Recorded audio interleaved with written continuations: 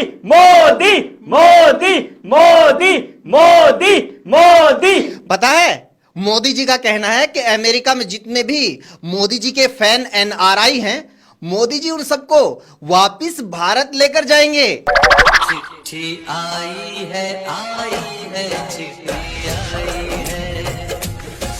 हर हर मोदी। नमस्कार मोदी जी। मोदी जी, मैं आपका भक्त, कट्टर भक्त। कपड़े देखकर तो आपने पहचान ही लिया होगा कि मैं हिंदू हूँ। पहचान लिया? धन्यवाद। यही तो सबसे अच्छी बात है आपकी सरकार की। कई कई साल पढ़ाई में आंखें काले करके हाथ में डिग्री लिए घूमने वाले पढ़े लिखे लोगों से ज्यादा इज्जत ये गले में गमछा डालकर घूम रहे हमारे जैसे स्कूल ड्रॉप आउट की आपकी सरकार में। बात ये है मोदी जी, हम सभी भक्तों को लगता है कि ये G20 वाला तो ना फालतू का खर्चा हो गया, क्योंकि हम लोगों ने ना व्हाट्सएप पे G20 के बारे में जो कुछ फैलाया था, ठीक उसके उल्टा हो रहा है। हमने तो लोगों को बताया था कि मोदी पूरी दुनिया के बॉस बन गए हैं। ये अमेरिका, ब्रिटेन, कनाडा अभी मोदी के इशारों पर नाचेंगे। सारे देश मोदी का नाम सुनकर कांपेंगे। मोदी की मर्जी के बिना दुनिया में पत्ता तक नहीं हिल सकता। यहाँ तक कि धरती को भी सूरज के चक्कर लगाने के लिए मोदी से परमिशन लेनी पड़ेगी। लेकिन हुआ क्या? वो कनाडा जैसा देश जिसकी कभी हिम्मत नहीं हुई हमारे खिलाफ बोलने की, वो भी हमें टशन दिखा रहा है। कमाल की बात है मोदी जी कि ये अमेरिका, न्यूजीलैंड, ब्रिटेन, अरे अपने ऋषि सुनक वाला ब्रिटेन, वो भी हमारा साथ देने की बजाय दोगली बातें कर रहा है। खैर ये तो बेगाने देश हैं, इनसे तो हमें उम्मीद भी क्या करनी। लेकिन हमें तो गुस्सा उन एनआरआई लोगों पर आ रहा है जो खुद को आपका भक्त बताते हैं, जो विदेशों में बैठकर भारत के लोगों को देशभक्ति के सर्टिफिकेट बांटते हैं। जब भी आप विदेश में जाते हैं तो ये लोग आपके स्वागत में मोदी मोदी चिल्लाते हैं, आपको खुश करने के लिए कितने ड्रामे करते हैं। याद है वो फ्रांस वाली आंटी, वो क्या बोल रही थी? ओह माय गॉड, मोदी के चेहरे का ग्लो। अरे ऐसे ऐसे भक्त भरे पड़े हैं विदेश में आपके, कई बार तो हमें जलन होने लगती है। लेकिन मोदी जी, क्या उनमें से एक भी भक्त आपके समर्थन में उन देशों को छोड़कर वापस भारत आया? नहीं ना। अभी गणेश चतुर्थी के मौके पर हमारे अपने हिंदू भाई ऋषि सुनक के बेटे में पूजा पाठ करने वाले हिंदुओं को पुलिस ने हथकड़ी लगा दी। अरे गणेश चतुर्थी मनाने पर हथकड़ी, हद है। मैं तो कहता हूं कि आप ना ब्रिटेन में रहने वाले सभी अपने भक्तों को बोलिए कि क्यों इन गोरों के देश में रहकर खुद का और अपने धर्म का अपमान करवा रहे हो। लौट आओ वापिस, यहाँ आओ। यहाँ चाहे मंदिर में पूजा करो, सड़क पर जुलूस निकाल कर पूजा करो, या मस्जिद के बाहर डीजे बजाकर पूजा करो, यहाँ कोई नहीं रोकता। आ जाओ वापिस।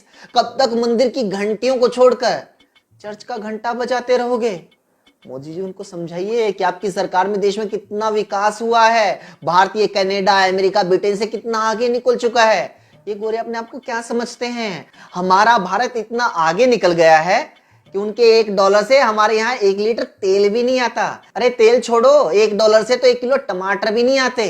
और वो ऑस्ट्रेलिया, उसी ने शुरुआत की है ये आपके वर्ल्ड लीडर वाली इमेज पर डेंट मारने की।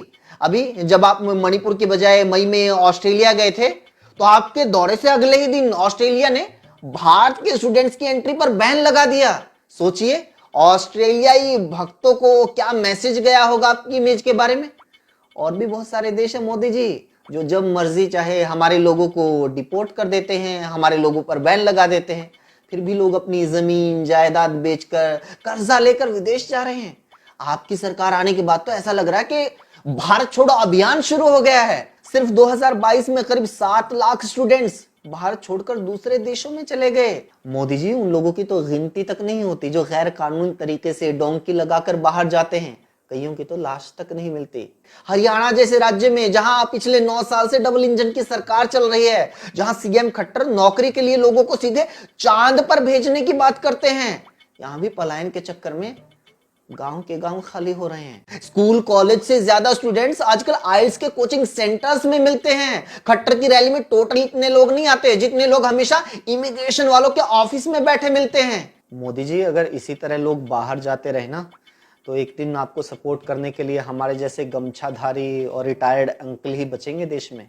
आपकी पार्टी के खुद के विधायक, सांसद और मंत्रियों के बेटे बेटियां विदेश में जाकर पढ़ते हैं, या आपके टुकड़ों पर पलने वाले न्यूज एंकर्स, इनके ज्यादातर के बेटे बेटियां भी फुर्र हो चुके हैं, लेकिन फिर भी ये लोग आपको दुनिया का सन्नी देओल साबित करने के लिए दूसरे देशों के खिलाफ ऐसी जहरीली रिपोर्टिंग कर रहे हैं कि विदेश में बैठे भारतीयों को डर लग रहा है।